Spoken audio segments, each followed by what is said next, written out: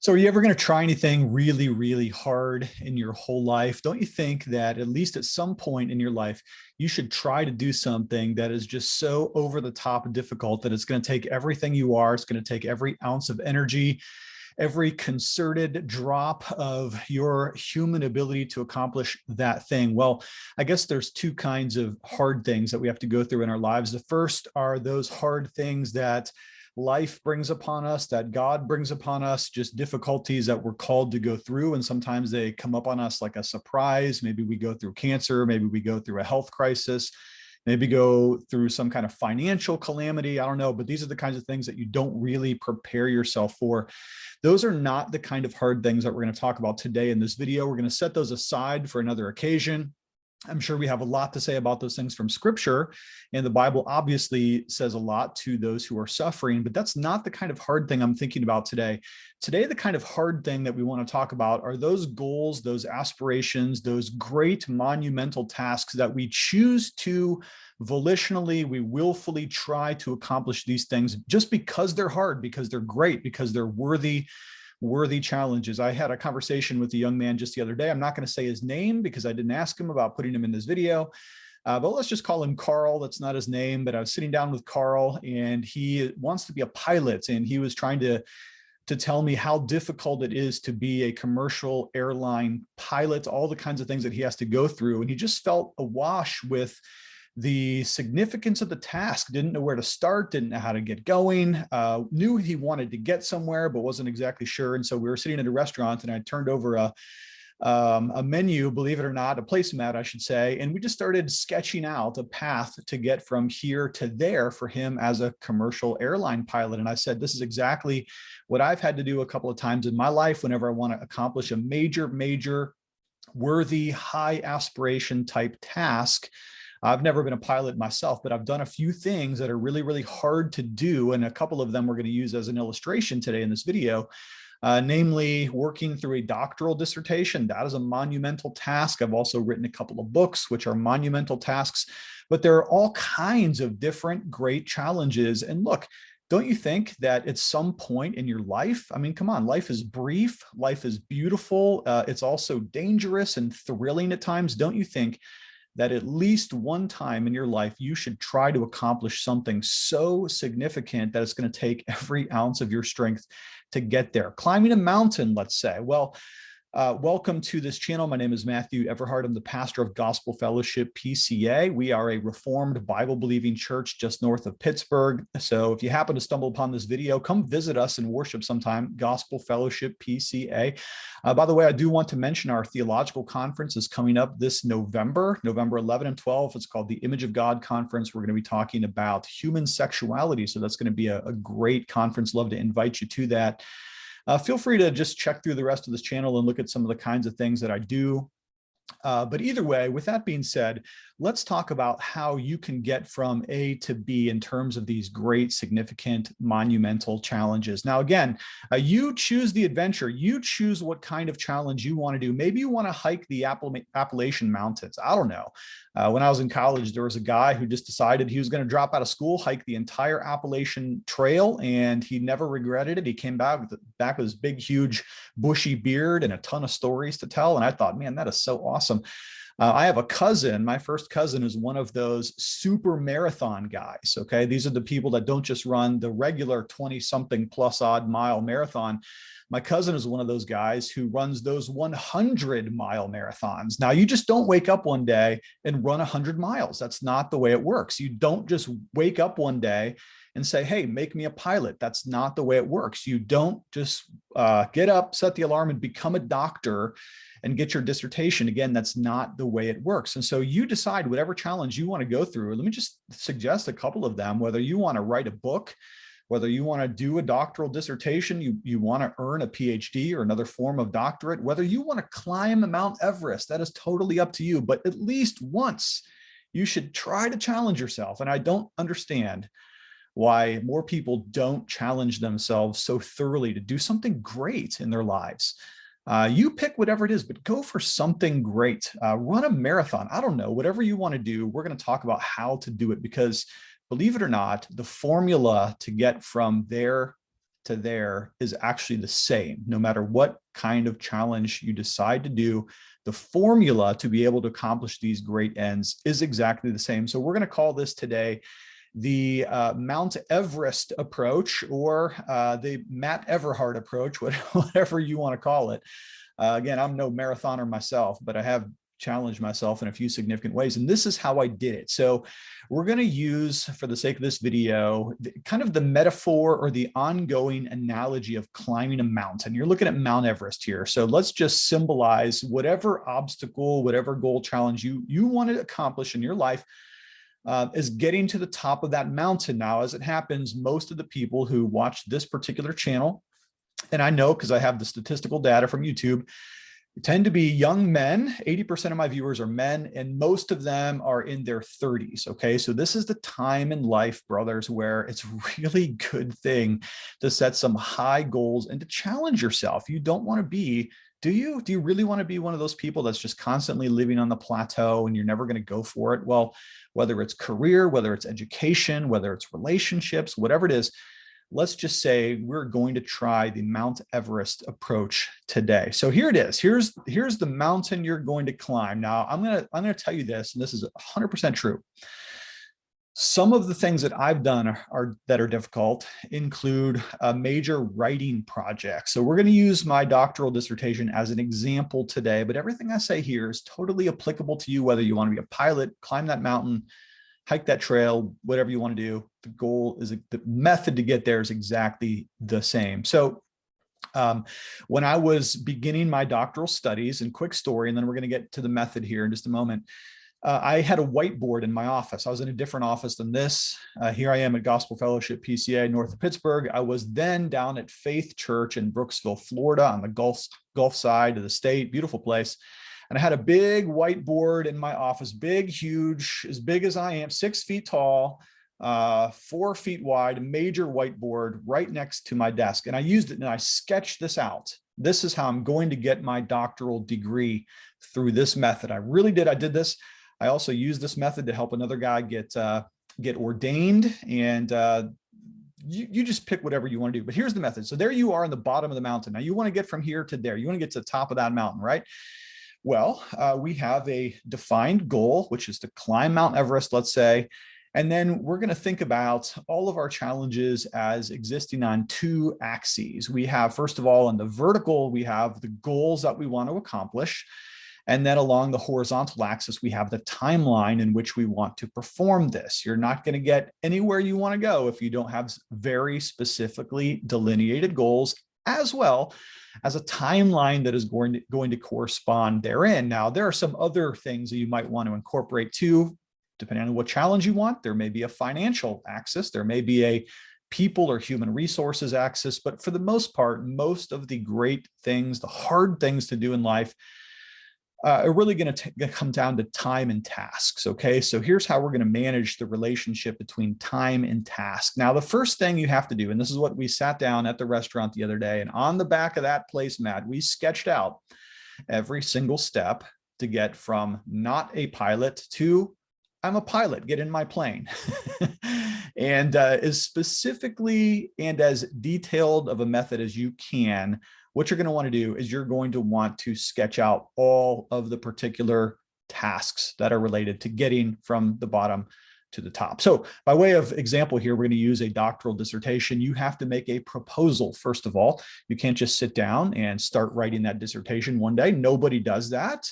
It's impossible to do that. You cannot do, you're not allowed to do that. You have to start off with a proposal, which is to say that you're going to make a written proposal to your advisor suggesting the viability of this particular study concept, just this trajectory in general. And he or she is going to say yes or no, refine it, clarify it, whatever you want to do. And then you're going to begin to work through all of the steps of writing that dissertation. So you're going to have to do the research. You're going to come up with a thesis for your research, which is to say, this is your bullet, narrowly defined goal for what you're going to try to accomplish, what you're going to research, whatever you want to formulate. It's got to be as specific as possible. After that, you're going to begin writing your outline for your dissertation. Most dissertations follow a very predictable rubric, and that'll often be given to you in the research process. And again, this is just an example here, but you'll have 6 or 8 chapters or whatever your advisor tells you to write. And then you're going to write your first draft. You're going to do your revisions. Finally, you're going to defend the thing, which is scary as all get out. And then finally, you're going to be to the top of that monster hill, that Mount Everest, and they will call you doctor for the rest of your life. Okay. Now switch out all of the goals. If you want to run a marathon, switch out all the goals. If you want to swim across the English Channel, change all of the specifics. If you want to be the first person to get to the North Pole, I don't know how many people have been to the North Pole, probably somebody, right? You change out all of the specifics, and you're going to sketch that out as specifically as you can alongside the mountain. Now, that's only part of it because that's your vertical axis, but then you also have time frame in which you want to get these things done. So the very next thing you're going to do is you're going to sketch out the time. How long do I want to do this? What's realistic for me? Can I do this in 2 years? Can I do it in 4 years? Is it going to take me 8 years? Whatever you want to decide for yourself, you sketch that out along the bottom. And now you know how you're going to get from point A to point B. Now, that's not the sum of it, though. I mean, that's the most of it, planning out the way you're going to do it. But then what happens is you come down to the actual doing of the thing. And this is where you need to get your grown-up pants on. This is where you need to put your big boy boots on, and you need to just get to work. Because sketching out a goal on the back of a placemat isn't going to get you to writing that book or lifting that deadlift of 500 pounds or whatever you're trying to accomplish. You've got to then actually get to work, and that's where task lists or to-do lists are going to be your best friend. Now, let me just ask you this: you're 30 years old and you're still not using daily to-do lists. What's going on? How do you even show up for work? How do you accomplish what you're supposed to do at work if you're not using to-do lists? This is the most basic way to set for yourself daily goals, because daily goals, they turn into weekly accomplishments turn into monthly and quarterly and yearly accomplishments. I've said many times on this channel that if you want to read a book, you can read the greatest, biggest, largest, most dense book if you will just take bite-sized pieces of that book at a time, 3 pages, 5 pages, 10 pages a day, whatever you have to do. You set the goal, but then you've got to actually get down to the doing of the thing. And that's why I personally use just simply on my phone, I use a little app called Tasks. It's a app that Google provides. I use a lot of Google products. I'm not necessarily recommending them for moral reasons or anything like that. They just happen to have a lot of software and applications that I find to be helpful. I try to use my entire ecosystem with Google related stuff, not because I love them or their worldview or anything like that, but just because it's functional for me in my daily goals, tasks, and aspirations. So you're going to, again, just specify this thing as concretely as possible. And for all of those steps that we just looked at, you're going to need a task list for every single one of them. So here, just by way of example, one of the things you're going to have to do to write a dissertation is you're going to have to write chapter 3. Now, you're going to write all of the outline, and chapter 1 and 2 are probably going to come before it, but not necessarily. But here, for the sake of chapter 3, you're going to make yourself yet another task list. Revise footnotes on chapter 1, get that interlibrary loan that I'm going to have to plan ahead for chapter 4. I'm going to have to read all of this particular book, consult with my advisor, sketch it out, write it out, yada, yada, yada, and so on. You're going to progress through each and every one of your goals. But even that is easier said than done, because what I'm going to say next is going to be the hardest part about accomplishing any goal for most people. And that is the daily discipline that it requires to become the kind of person that can accomplish this goal. Okay. Because not everybody can become a marathon runner. You're never going to get there. Listen to me. You are never going to get there to running 26 point whatever miles if you try a couple of times a week, or if you try 3 or 5 times a month. It is not going to happen for you. Swimming the English Channel, climbing the Andes Mountains, fighting in the UFC for your first pro bout, whatever it is, you're never going to get there unless you become the kind of person that does these kinds of things. And this is where your daily schedule is just as important as any task list that you can create for yourself. You need to become the kind of person that does the stuff. So This is a sample of what some of my days look like. Now, don't be Matt Everhard, okay? You don't need to be me, and I don't need to be you. But what you do need is you need to figure out how do you need to live in order to accomplish these kinds of goals, okay? Some of you have full-time jobs, and so your schedule is going to look completely different than mine. Some of you are in school full-time, and your daily schedule is going to look different from somebody who has a full-time job versus somebody who maybe is in their retirement and wants to accomplish some great hiking or climbing or swimming goal or something like that. But you need to figure it out, and you need to get disciplined with it, and you've got to stop compromising on the daily grind of actually being that kind of person. So for me, let's just say I wake up at 5. Fact of the matter is I wake up at 5:45, but this is just a sample. Then I do what? For an hour or so, I'm in my Greek New Testament. I'm reading, I'm doing devotions, I'm praying. I'm going to then after that work out, because that's important to me. It's the kind of person I want to be, is the kind of person that keeps myself fit and trim and healthy, because I want to go for years and years and not suffer the diminishment of my physical or mental health. So I'm going to schedule that into my day. I'm going to do my kettlebells. I'm going to go for my run with my dog. And then I'm going to get down to the business of accomplishing my goals. And let's just say I'm writing a book on Jonathan Edwards, which I might do again here in the near future. I'm going to schedule that into my day.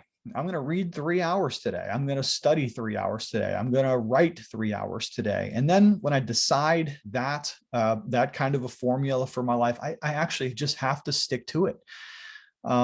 Again, if you're the kind of person that's a slacker, if you're the kind of person that can't do these simple things, like make a schedule for yourself and actually do your to-do lists, you're probably not going to be the kind of person that accomplishes these sorts of great things unless it almost happens by accident or happens to you.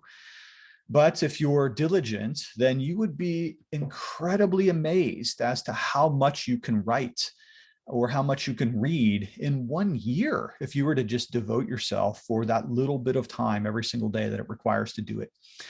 Listen, every single book on these shelves behind me, you know how they were written? I'll tell you, all the same.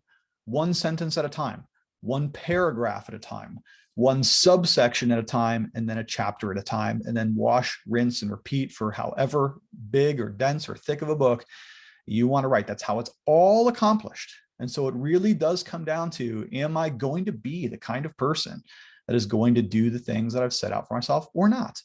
If I am, then there is nothing that can stop me in the world except for perhaps the sovereignty of God and the extraordinary events that happen in our lives. Sometimes our goals just get demolished, right? But if you can bite that little bit of the elephant every single day, then there is there's very little limits to what you can actually accomplish if you're really going to go for it. Okay. So here you are, you're on the middle of the mountain. Now, at some point you got started, at some point you've actually begun doing the stuff, and look at you now. You are now 3, 6, 12 months into this thing, and you are further up the mountain than you began. My goodness, here you are. You're ready to start chapter 4 now. You've got a long way to go, but buddy, you've come a long way too. And so that's the thrill of this. When you begin to actually make that progress, this is the most exciting aspect of all of it. Now, here's what's going to happen to you, and I can guarantee, because this happens in anything you try. There will be what we call unforeseen obstacles. These are the kinds of pits and entrapments and valleys and rock slides and equipment failures that you could not have possibly anticipated. You cannot see every possible contingency that might happen to you. And so here are these big red X's on your plans. You can't summit this mini mount before you get to the main mount because it's impossible to get around it. Well, what do? You got to recalibrate. First thing you're going to have to do is you're going to have to revise your timeline, because now it's become obvious that you're not going to get to the next stage unless you go around this obstacle. And you're either going to have to go around it, above it, beneath it, below it, beside it, some way you're going to have to get through it. There's going to be something that happens to you that's going to throw you off. Let's say that you're in the process of writing that dissertation, and all of a sudden your advisor decides, right? You're 6 chapters into it, and your advisor now tells you that he thinks or she thinks that you're on the wrong trail and you better adjust quickly. Well, what do you have to do? You got no choice. You have to work around that obstacle. Or let's say you're training for some sort of physical thing and you blow out your ACL. Okay, well, now your timeline is just blown to smithereens, right? Well, this is exactly the point where so many people quit. And this is exactly the point where so many people can only get so far, and they come to that obstacle or that second obstacle, and it totally derails them. They lose their motivation, they lose their focus, and that's it. They're off. And that's why there are so few people that actually climb Mount Everest. Okay. That's why there are so few people that actually earn doctorates or that actually can write the entire book, or again, whatever it is, that fight in the UFC or whatever, become a pro NASCAR driver. I don't know what your goal is, but whenever you hit those major obstacles, this is what we might think of as the bailout point, where some people get scared, some people get frustrated, some people are just deterred, and they never proceed henceforth. And maybe that's the best you can do. I mean, let's be honest, not every one of us can be that 100-mile marathoner like my first cousin is. Not a lot of us can be a brain surgeon. Not a lot of us can, I don't know, you fill out the goal for yourself. Certain things not everybody can do, and that's okay. If you climbed the mountain to the best of your ability and you got halfway up, would you be any worse off for it? Probably not. In fact, you would probably be all the better of a person just for having gone this far. But let's just say, for the sake of hypothetical, that you are actually the kind of person to press through that unforeseen difficulty. You rehab that ACL and now you're back to training regularly. Well, then eventually, if you are unthwartable in your resolve, then you are going to make it all the way to the top of that mountain. And one day, finally, they are going to call you doctor. And that's right, Carl, my buddy at the restaurant, you are going to be an airline pilot if you don't give up. And I know that sounds like so much motivational puff. And I know that sounds like a little bit of pop psychology today on a channel that is mostly devoted to Reformed theology and the preaching of God's word. But the stages of accomplishing great goals in this life are pretty much the same, whether you are a believer or an unbeliever, because unbelievers can run marathons too, can't they? Unbelievers can earn PhDs too, can't they? However, as a Christian, you have one great advantage, actually many, but at least one great advantage that the unbeliever does not have. And that is that you have the Spirit of the only true and living God living within you. He will motivate you. He will be your source and your strength and your reliance from this point on and for the rest of your life. Well, thank you so much for checking into this channel. Pick a goal, do something great, do something hard. And my goodness, for the love of all that is good and holy, would you please stop being a slacker and try something for once in your life? All right, thanks for checking in. Do love you lots, and we'll talk to you later.